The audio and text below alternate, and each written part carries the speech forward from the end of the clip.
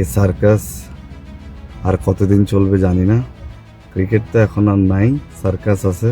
তো সার্কাসটা দেখার জন্য আপনারা সবাইকে অনুরোধ জানাবেন। দেশের রাজনৈতিক পট পরিবর্তনের পর থেকেই টালমাটাল অবস্থা বাংলাদেশ ক্রিকেট বোর্ড বিসিবির। দীর্ঘ এক যুগের বেশি সময় সভাপতির দায়িত্বে থাকা নাজমুল হাসান পাপনের পদত্যাগের পর গত 2 বছরেরও কম সময় 3বার পরিবর্তন হয়েছে বোর্ডের শীর্ষ নেতৃত্বে। 2024 সালের 5 আগস্টের পর বিসিবির সভাপতির দায়িত্ব নেন ফারুক আহমেদ। এরপর 2025 সালে নতুন করে সভাপতি নির্বাচিত হন আমিনুল ইসলাম বুলবুল। তবে সেই কমিটিও বেশি দিন টিকেনি। নির্বাচনে নানা অনিয়মের অভিযোগ প্রমাণিত হওয়ার কথা জানিয়ে জাতীয় ক্রীড়া পরিষদ বুলবুলের কমিটি ভেঙে দেয়। এর পরিপ্রেক্ষিতে নতুন করে 11 সদস্যের একটি অ্যাডহক কমিটি গঠন করা হয়েছে, যার নেতৃত্বে রয়েছেন তামিম ইকবাল।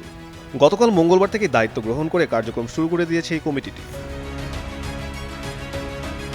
বিসিবির এই অস্থির পরিস্থিতি নিয়ে এবার ক্ষোভ প্রকাশ করেছেন জাতীয় দলের সাবেক ক্রিকেটার আফতাব আহমেদ। সামাজিক যোগাযোগ মাধ্যমে ফেসবুকে দেওয়া এক ভিডিও বার্তায় তিনি তীব্র সমালোচনা করে বলেন, ক্রিকেট বোর্ডের বর্তমান অবস্থা যেন একেবারে সার্কাসে পরিণত হয়েছে।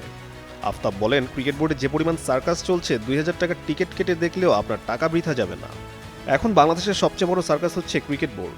যদি 2000 টাকা খরচ করে যদি টিকিট কিনেন, আপনার ওই টিকিট বৃথায় যাবে না। বর্তমানে যুক্তরাষ্ট্রে বসবাস করে এই সাবেক ক্রিকেটার সেখানকার ক্রিকেট ব্যবস্থাপনার সঙ্গে বাংলাদেশের তুলনা টেনে বলেন, তিনি 3 বছর ধরে আমেরিকায় থাকলেও সেখানকার ক্রিকেট বোর্ড কোথায় কারা পরিচালনা করেন এসব কিছুই তার জানা নেই।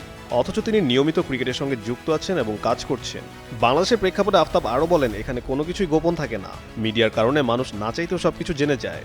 আফতাব এ বিষয়ে বিস্তারিত আরও বলেন, বাংলাদেশে কারো ব্যর্থতা লুকানোর সুযোগ নেই।